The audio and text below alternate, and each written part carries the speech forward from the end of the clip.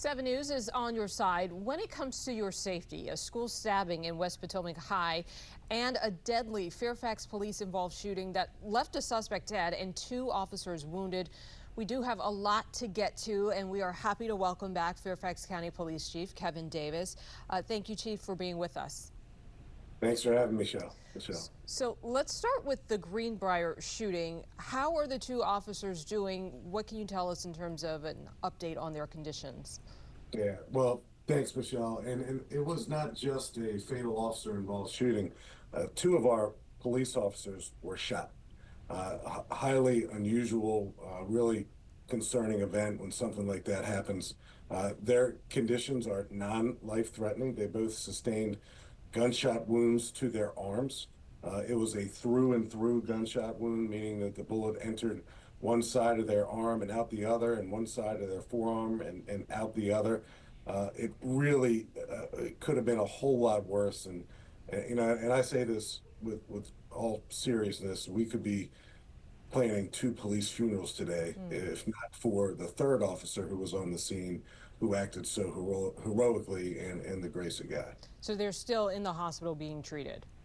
No, they're released. They were treated for their non-fatal gunshot wounds, and they've been released, and they're home resting. And we're staying in touch with them, obviously, and all the other police officers who were on the scene. That is a good update for us to be able to report. Thank you for that, Chief. Yesterday's shooting began as a routine traffic stop because the suspect was speeding. Your officers, they tried to de-escalate the situation. The suspect warned that he was armed.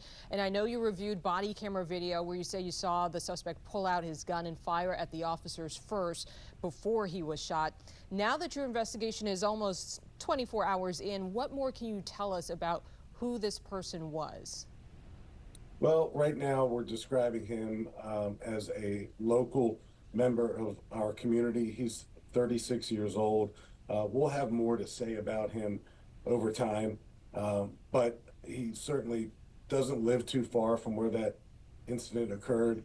I hate to use the phrase routine traffic stop because you never know, but it certainly was not an extraordinary circumstance that led us to make this traffic stop. And as I said yesterday, he was immediately hostile and combative, refused to identify himself, refused to give any type of identification. He did notify our police officer that he was armed. He was openly armed. He was carrying openly. He had a gun belt with a holster attached to it.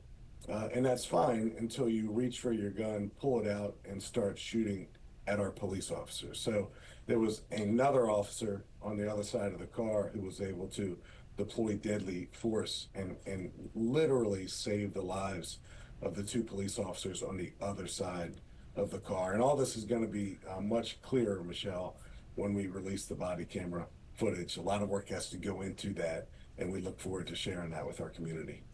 Yes, and I know you noted that he refused to identify himself. I remember hearing that in the press conference yesterday. And that does happen on occasion when you pull someone over. They're not happy to be pulled over. But is there more to that story? Is there another layer to the story that perhaps involves immigration status? Not that I know of, Michelle. Not that I know of. I know in between the time of the incident and the time we say more about it, I know there's always speculation about someone's background and someone's history, and in these days, their immigration status. But I have no information at all that his immigration status is anything that's in question. If that changes, I'll share that in the future. But right now, we're investigating this criminally. We're investigating this internally to make sure that all the actions of our police officers complied with our expectations and our policies. And preliminarily, it certainly sounds and looks like it does. That's the beauty of body cameras these days, Michelle. We're able to see with a great degree of certainty these days what happened, and we're able to share that with the community sooner rather than later. And I think people appreciate that. And I think you're still piecing together where he was coming from, where he was traveling to, all those details, right? Yeah, he was local. He wasn't that far from his home, but those are some of the questions that we'll certainly look into to see what, if anything, is relevant to the overall investigation. Okay, let's pivot now to the school violence, an awful scene. We're lucky that student is going to be okay. I was struck by how many kids were standing by, some of them watching it, recording it. How should teachers respond to this kind of violence? Well, one of the teachers actually came behind our perpetrator, the one who was doing the stabbing, and came behind him, put him in a bear hug, and held him tightly enough until he dropped the knife that he was using to stab the other student. So kudos to the member or that member of the faculty and staff of West Potomac High School for stepping forward and doing the right thing. When you see a bunch of bystanders really doing nothing more than taking video of someone getting hurt, we all kind of shake our heads in disappointment, and we hope that people would intervene more rapidly. But the good news in this case, the adult or one of the adults on the scene, a member of West Potomac's faculty and staff, absolutely intervened and may have saved a life. We don't know, but many thanks to him for doing that, and we're going to recognize him publicly. Well, yeah, we definitely would like to recognize that teacher as well, because that was a very heroic thing, and like you said, the right thing, a brave thing for that teacher to do. I know a lot of parents, they were anxious getting this news. What would you like to say to those parents who felt as though, their child witnessed a traumatic event and they wanted to get their hands on their kids right away, and they were told to wait several hours? Yeah, I understand the frustration, the emotion. I've got four kids. They're much older now, but the parents who were at the scene yesterday, who were communicating their frustration with Fairfax County Public Schools about the decision to hold the students in the space. Um, One of the things that I offered after Dr. Reed addressed some of the concerns is if we prematurely release a student body out into the community with nowhere for them to go. West Potomac High School is in the middle of a residential community. We run the risk of another disturbance happening off the grounds of the school campus. So sometimes you're damned if you do, damned if you don't. We certainly didn't want emotions to spill over into another crime attack in the community. So a decision was made by Fairfax County Public Schools to hold the kids in the school just for a little while, and we concur and believe that was the best course of action. But we also realize that frustrates parents. That's not taken lightly either. Do you believe all high schools and middle schools perhaps even need metal detectors? Well, I'm not the superintendent of schools, but I will. I But will. you're the one that's called to respond if there's a situation. So do you believe that layer of safety is needed for students? Is that something you would want to see? So I support Dr. Reed's decision to deploy some of these detection devices in Fairfax County Public Schools. I think what happened yesterday supports her decision to bring that extra layer of security. So yes, Michelle, I do support that. The police do support that, and I think parents realize that it's 2025 and it's time to be proactive in the things that we do to keep our children safe. But that fixed technology doesn't stay there. It's rotating throughout the community. Do you think a fixed piece of technology, a metal detector, some sort of system like that is now needed? Is this further proof of that? I think it certainly demonstrates the necessity to ensure that firearms, knives, weapons that can hurt other people have no place in our schools. And I think students, parents, and the community agree that it's time to take that type of proactive step. And Chief, last thing I want to ask you about this. There was some discussion about whether the weapon used yesterday would have even been detected by the type of technology that the school system has available. What can you tell us about what this student was stabbed with? Our victim was stabbed with a knife, a blade.